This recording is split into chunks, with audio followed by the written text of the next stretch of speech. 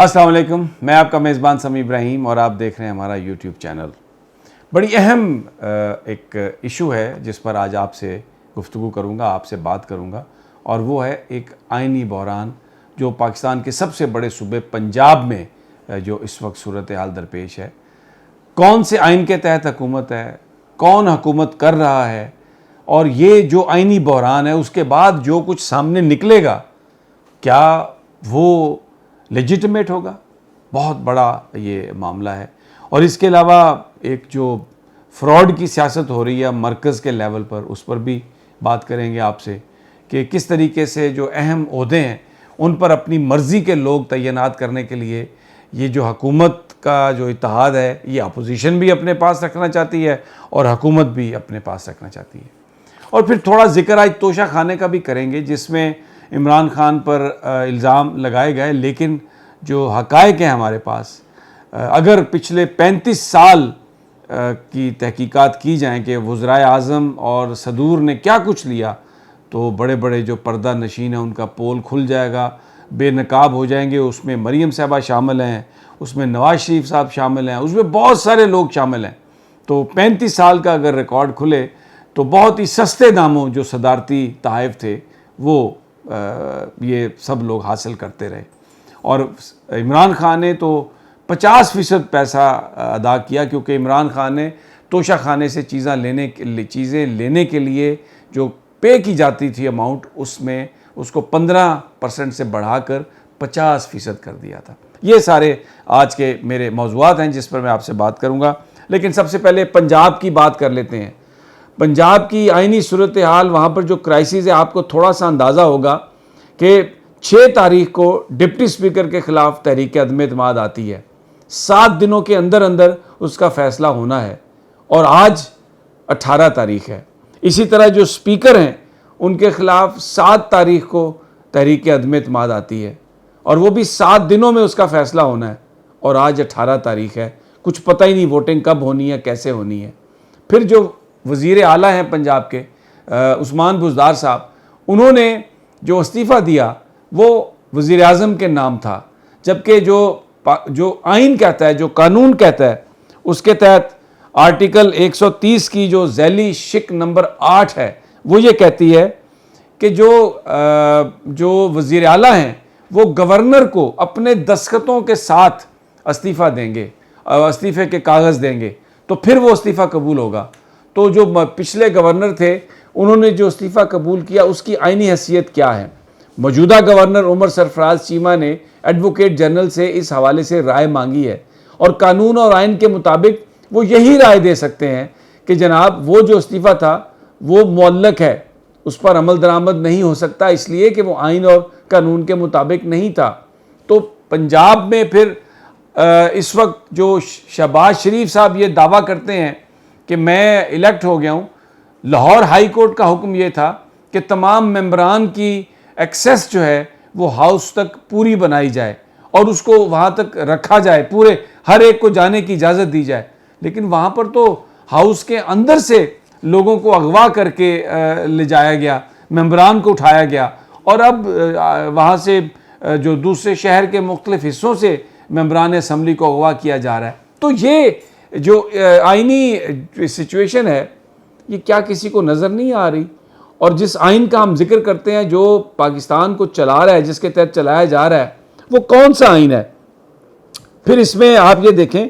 کہ جو وزیر اعلیٰ کا جو وہاں پر جو ووٹ ہوا وہ کیسے ہوا؟ کوئی چیئر پہ نہیں بیٹھا ہوا، اور جو ایک گیلری ہے وہاں پر اسپیکر کے ذریعے، لاؤڈ اسپیکر کے ذریعے، مائکرو فون کے ذریعے وہاں پر اعلان کیا جا رہا ہے، اور سب کچھ یہ کرنے کی کوشش کی جا رہی ہے۔ تو یہ سب حمزہ شہباز وہ کہہ رہے ہیں کہ میں وزیر اعلیٰ ہوں۔ کیئر ٹیکر وزیر اعلیٰ جو ہیں اس وقت وہ ہیں عثمان بزدار صاحب، ان کا استعفیٰ جو ہے وہ قانونی طور پر وہ ویلڈ نہیں تھا، اس کو قبول نہیں کیا جانا چاہیے تھا۔ اور اب اس ساری صورتحال میں ایک اور بات، یہ جو وہاں پر تبادلے ہو رہے ہیں یہ کون کر رہا ہے؟ وزیر اعلیٰ کا سیکٹری تبدیل کر دیا گیا، ان کا پی ایس او تبدیل کر دیا گیا، اس کے علاوہ ایڈیشنل سیکٹری داخلہ کو تبدیل کر دیا گیا۔ اتنی بڑے بڑے تبادلے وہاں پر یہ کون کر رہا ہے؟ یہ کس کی حکومت ہے وہاں پر؟ عثمان بزدار کا تو ان کا علم نہیں ہے۔ اچھا، بات یہیں پر ختم نہیں ہوتی، آپ آ جائیں تو جو گورنر کے سیکریٹری ہیں، میں نے اپنے پچھلے وی لاگ میں بھی ذکر کیا، وہ گورنر صاحب کو یہ خط لکھ رہے ہیں کہ جناب یہ آپ جو کچھ بھی کر رہے ہیں یہ خلاف قانون ہے،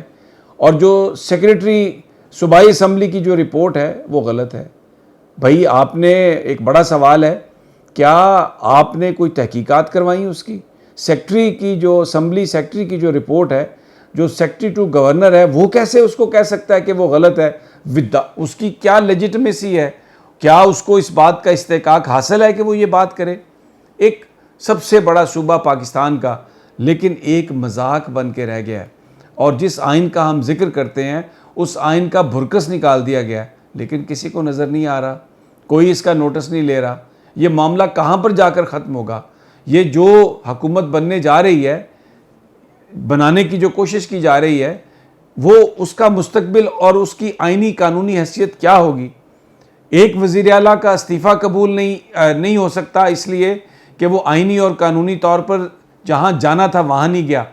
اس پر دوسرا وزیر اعلیٰ آپ نے منتخب کرنے کی کوشش کی ہے آئین اور قانون کی صریحاً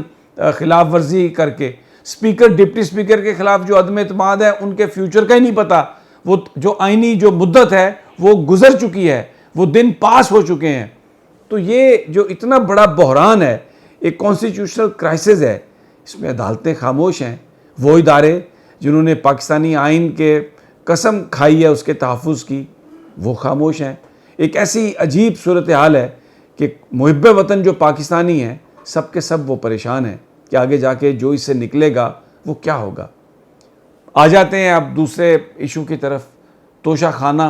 اس کا بڑا ایک ایشو بنایا اپوزیشن نے کہ عمران خان صاحب نے گھڑیاں اور پتہ نہیں کیا کچھ لے کے وہاں سے بڑے سستے داموں بیچا ہے۔ ہماری جن ذرائع سے بات ہوئی ہے ان کا یہ کہنا ہے کہ اگر کوئی انویسٹیگیشن ہو جائے پچھلے 35 سال میں صدور اور وزرائے اعظم نے توشہ خانہ سے کیا کچھ حاصل کیا ہے، تو جو لوگ اس وقت الزام لگا رہے ہیں، جو لوگ اس وقت باتیں کر رہے ہیں، جو لوگ اس وقت خان کو اس پر یہ کہہ رہے ہیں کہ خان نے سب کچھ لوٹا اور بہت کم پیسے دے کے توشہ خانہ سے سامان ہتھیا لیا، وہ سارے کے سارے ایکسپوز ہو جائیں گے، کیونکہ مریم نواز صاحبہ اطلاعات ہیں گھڑی حاصل کر چکی ہیں بہت کم پیسے دے کے، ان کے والد صاحب گاڑیاں حاصل کر چکے ہیں بہت کم پیسے دے کے، اور عمران خان نے تو جو توشہ خانہ کی چیزیں لینے کے لیے وزراء اور صدور جو پیمنٹ کرتے تھے وہ صرف 15% ہوتی تھی پہلے، عمران خان نے بطور وزیر اعظم اس میں اضافہ کر کے اس کو 50% کیا، تو جو کچھ عمران خان نے لیا وہاں سے وہ 50% پیمنٹ کر کے وہ لیا ہوگا، لیکن جو ماضی میں صدور اور وزرائے اعظم حاصل کرتے رہے وہ 15% پہ حاصل کرتے رہے۔ اور ایک جو مشہور زمانہ جو ایک ہار آیا تھا ٹرکی سے جو دیا گیا تھا زلزلہ زدگان کی مدد کے لیے، یہاں پر تو وزیر اعظم نے وہ بھی حاصل کر لیا۔ تو جناب یہ ایک ایسی سچویشن ہے جس میں وہ کہتے ہیں چور مچائے شور، لیکن اگر 35 سال کا ریکارڈ کھل گیا تو پھر آپ یقین کریں بہت سارے لوگوں کو چہرہ چھپانا مشکل ہو جائے گا۔ اب ایک اور بڑی جو اس وقت سیاست کی جا رہی ہے، مولانا فضل الرحمان کی ویڈیو لیک کی گئی جس میں بتایا گیا کہ وہ بہت حکومت پر تنقید کر رہے ہیں، اختلاف کر رہے ہیں۔ یہ سب کچھ ایک سوچی سمجھی اسکیم کے تحت ہے، ایک اور فراڈ قوم کو لگانے کی کوشش کی جا رہی ہے، کیونکہ امپورٹنٹ تقرریاں ہونی ہیں اور آئین اور قانون کے مطابق وہ لیڈر آف دا اپوزیشن اور لیڈر آف دا ہاؤس نے کرنی ہے۔ تو اب اس وقت تو اپوزیشن تو ہے نہیں کیونکہ استعفیٰ دے کے جا چکے قومی اسمبلی میں تحریک انصاف کے ممبران، لیکن وہ جس طرح پنجاب کی صورتحال ہے آج قومی اسمبلی میں بھی ویسی صورتحال، ایک آئینی بحران پیدا کیا گیا ہے۔ ڈپٹی اسپیکر قاسم سوری بطور قائم مقام اسپیکر یہ ان کے استعفے قبول کر کے نوٹیفائی کر کے جا چکے ہیں، لیکن راجہ پرویز اشرف صاحب نے اس کو خلاف ضابطہ قرار دے دیا اور یہ کہا کہ میں وہ تمام استعفے میں خود منگواؤں گا اور میں خود ایک ایک بندے کا فیصلہ کروں گا، اور ساتھ ہی اپنے بندے ٹور دیے اپوزیشن کی طرف کہ خدا کے واسطے آپ واپس آ جائیں، اس ہاؤس کو کمپلیٹ کریں۔ آئین اور قانون جو کہتا ہے جو معاملات قانون اور آئین کے تحت جس طرح طے ہونے ہیں اس طرف کوئی دیکھ نہیں رہا، لیکن کوئی بات بھی نہیں کر رہا۔ اب اپوزیشن جو ہے جو اس وقت حکومت میں ہے وہ ایک جال سازی کر کے ایک جعلی لیڈر آف دا اپوزیشن بنا کے اہم تقرریاں کرنا چاہتی ہے، الیکشن کمیشن کی تشکیل کرنا چاہتی ہے کیونکہ اس کے ممبران کا تقرر باقی ہے، نیب کا چیئرمین اپنی مرضی سے لا کے اپنے خلاف سارے مقدمات بند کروانا چاہتی ہے۔ ایک عجیب ٹھگی اور ایک عجیب بے ایمانی پاکستان کے ساتھ کی جا رہی ہے۔ ادارے خاموش ہیں، عدالتیں خاموش ہیں، اور وہ ادارے جنہوں نے آئین کے تحفظ کی قسم کھا رکھی ہے، حلف اٹھا رکھا ہے، وہ بھی خاموش ہیں۔ یہ کس طرف یہ سب چیزیں جا رہی ہیں، ہر پاکستانی یہ سوال کر رہا ہے، لیکن معاملات جو ہیں وہ جس طرف جا رہے ہیں وہ کوئی اس وقت اچھائی کی خبر نہیں آ رہی ان میں سے، اور یہ بہت ہی سنگین ہو سکتا ہے۔ اگلی ویڈیو تک کی اجازت دیجیے، جلد ملاقات ہوتی ہے، اللہ نگہبان۔